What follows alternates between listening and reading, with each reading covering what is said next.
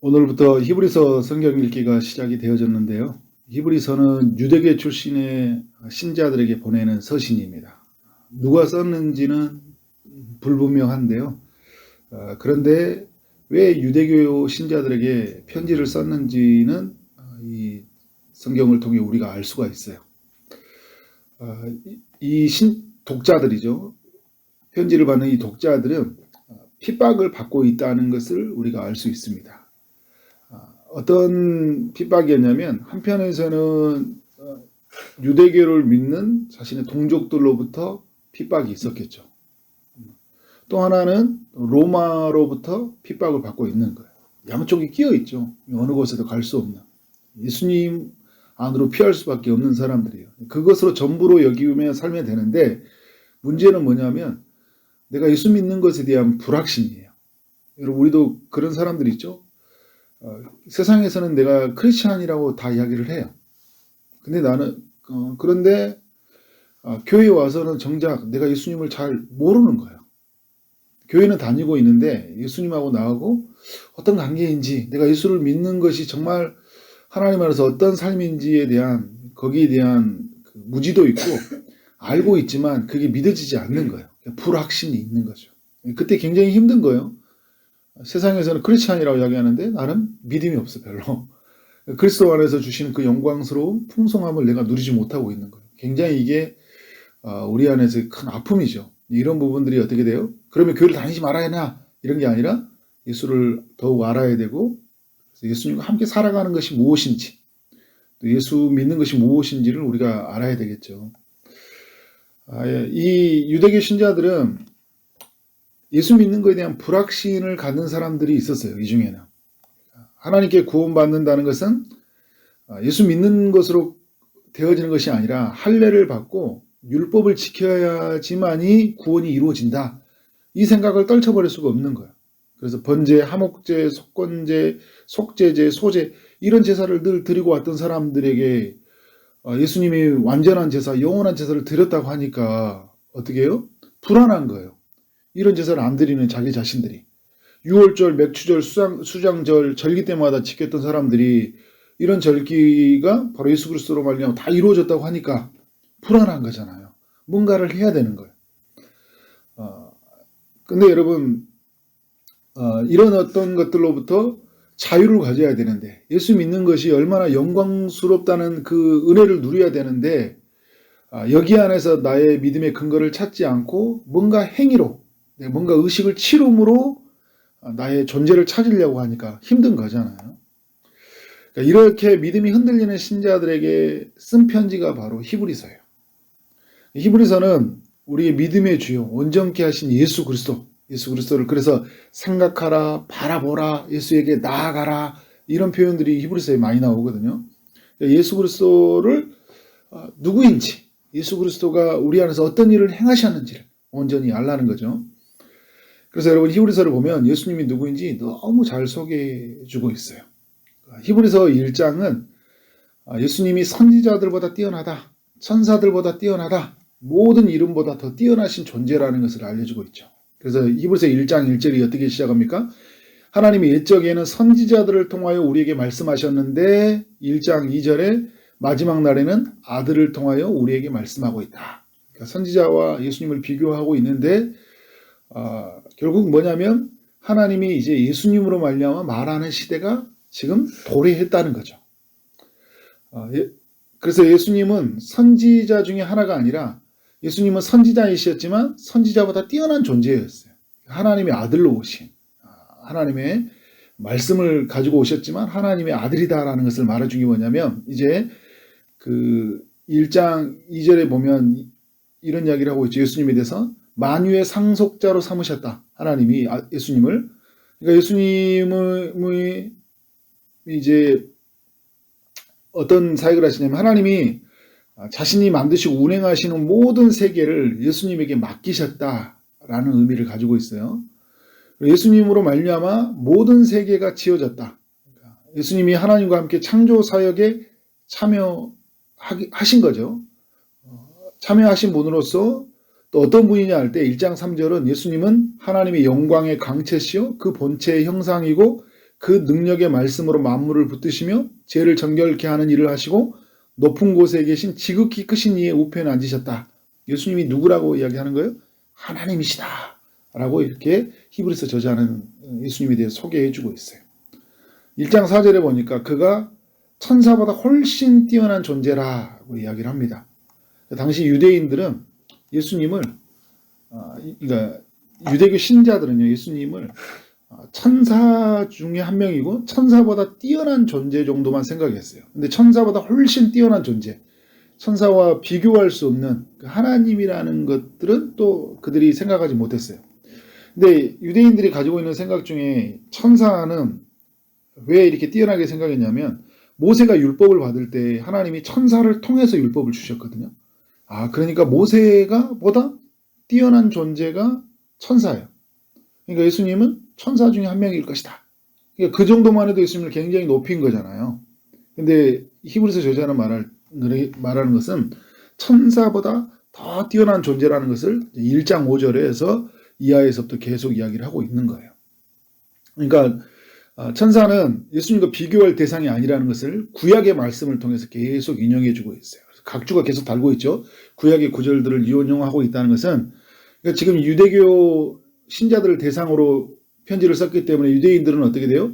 구약의 말씀을 너무 잘 알고 있잖아요. 구약의 말씀이 어떻게 성취되어졌는지를 계속 히브리서를 통해 알려주고 있는 거예요. 그러니까 1장 6절에서 천사는 예수님을 경배하는 존재라는 거예요. 그리고 1장 14절의 마지막 절에서도 천사는 예수님을 섬기는 존재로 보냄을 받았다. 1장 7절에서도 이야기하는 게 뭐냐면 그가 천사들을 바람으로 그의 사역자들의 불꽃으로 삼았다고 하거든요. 하나님이. 그러니까 심판의 도구로 삼았다는 거예요. 그러니까 심판을 도구로 삼았다는 건데 그 이상 그 이하가 아니에요. 그게 천사는 신이 아니다. 그러니까 그 당시에 또 천사 숭배론자들이 있었잖아요. 그런 면에서 천사에 대해서 잘못 오해하고 있는 사람들이 있었던 거예요.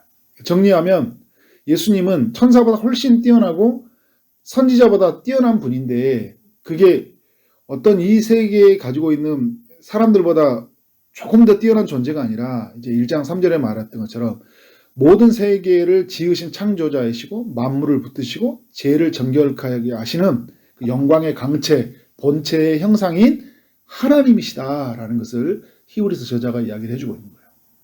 여러분에게 한번 묻고 싶어요. 여러분에게는 이 예수님에 대한 믿음이 있나요?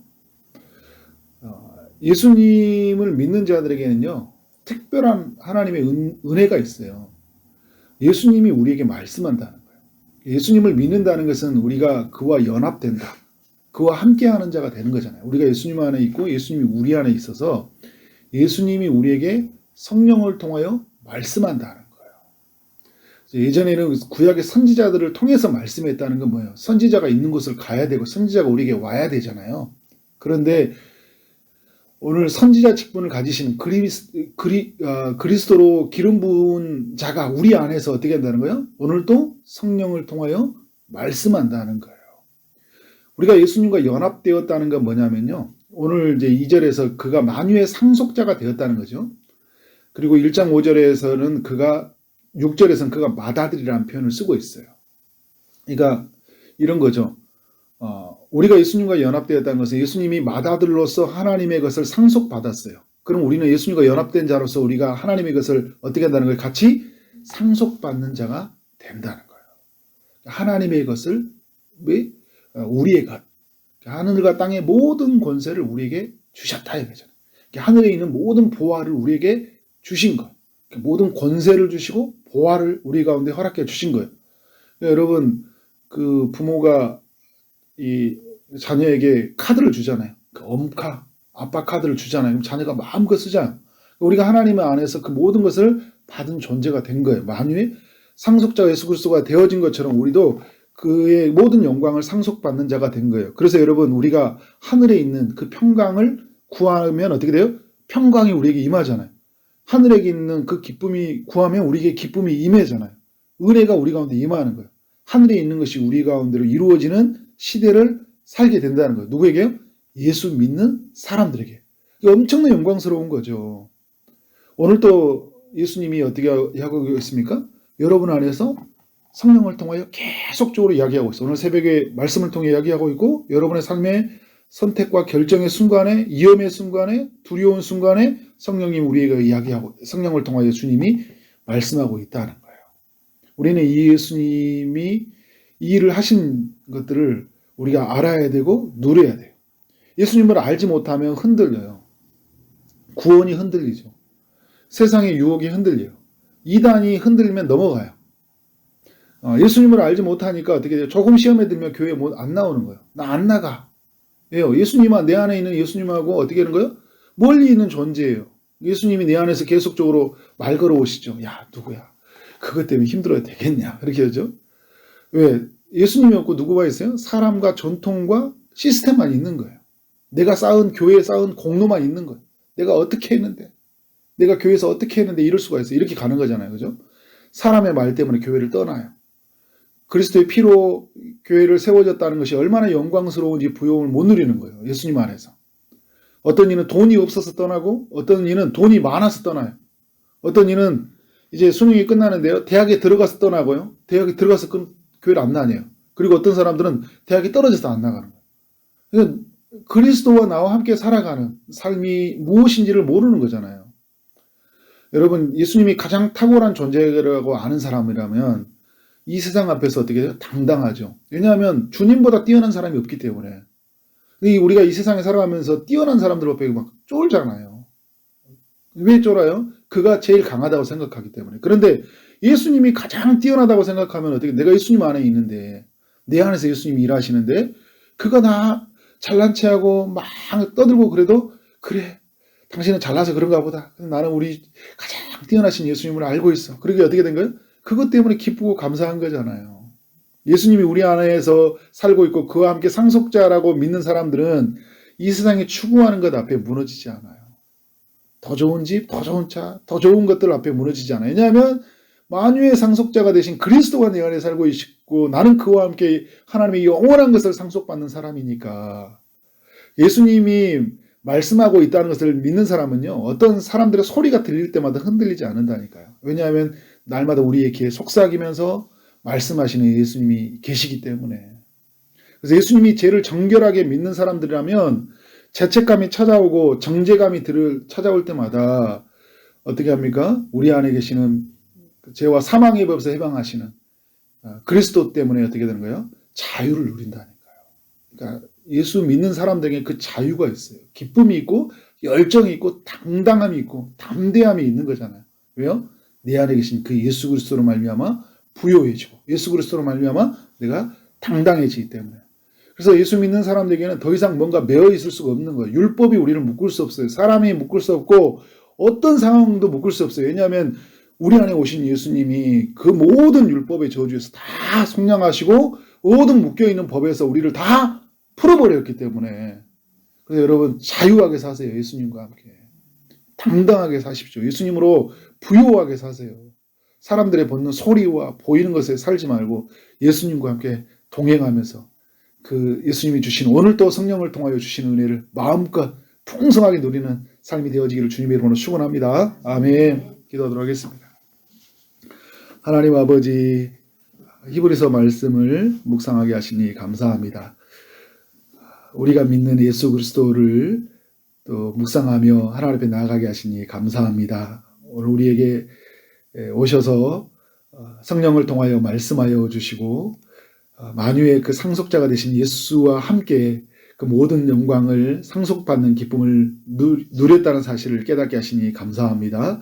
하나님의 아들이 우리 안에서 마음껏 살아계시니 그 안에서 하나님 자유를 누리고 영광을 누리고 그래서 이 땅 가운데 살아갈 때 당당하게 담대하게 살아갈 수 있도록 인도하여 주옵소서. 어떤 상황 앞에서 흔들리지 않게 하여 주시고 주님으로 인해서 기뻐하는 우리의 삶이 되게 하여 주옵소서. 하나님 오늘도 주의 응답을 기다리는 이들에게 찾아가셔서 은혜를 베풀어 주시길 원합니다. 아픔 중에 있는 이들에게 찾아가셔서 주님이 치유의 강선을 비춰주시고 고쳐 주옵소서. 취업을 준비하는 이들, 결혼을 준비하는 이들, 또 임신을 준비하는 모든 이들에게 주님의 은혜를 베풀어 주옵소서. 오늘 하루 만나는 모든 사람들에게 주님의 사랑이 흘러가게 하여 주시고 주어진 일 최선을 다해 일하게 하심으로 말미암아 하나님께 영광이 우리 모두에게는 큰 기쁨이 되는 하루 되게 하여 주옵소서. 예수 그리스도 이름으로 기도를 쌓옵나이다. 아멘.